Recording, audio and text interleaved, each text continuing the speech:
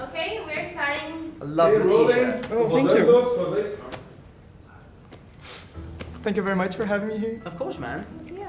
This is the third Spider-Man movie in 15 years. What are you doing to make this unique?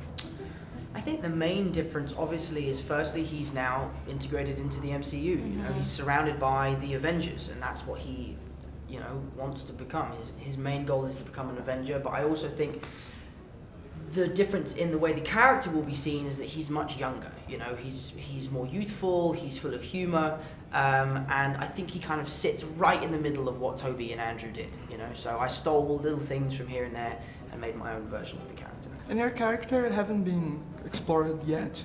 What are you doing to make this different from Mary Jane or Gwen Stacy that are the obvious choice when you think about romance in Spider-Man?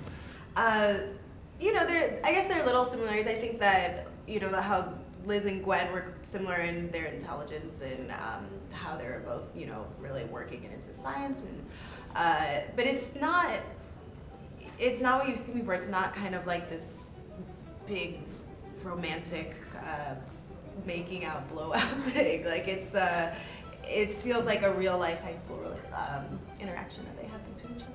And have you studied anything about spiders? I mean, how they move or something like this too? I hate spiders. I'm so scared of spiders. When we were in Atlanta, my best friend and I decided to buy a spider for our house. And we went to go look at them and immediately was like, nope, not happening. So then we decided to get a tortoise.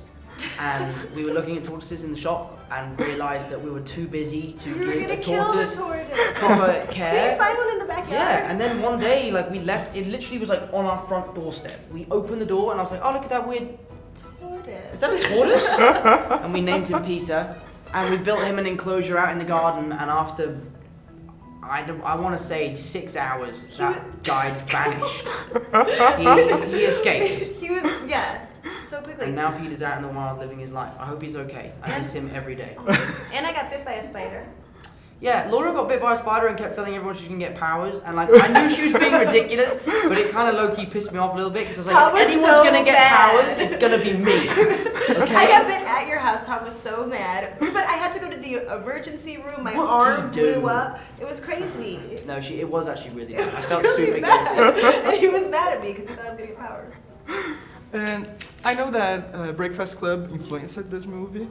There's other production that inspired you to do this film? My biggest inspiration for the movie was Marty McFly.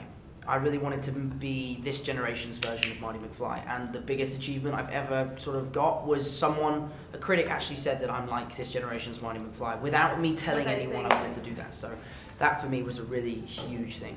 There were a lot of influences just because John gave us a whole stack of movies to watch, which was really cool. So, you know, obviously The Breakfast Club and Pretty in Pink and Say Anything, Ferris Bueller's Day Off, like all of these really Americana high school movies, which was really fun to take from those.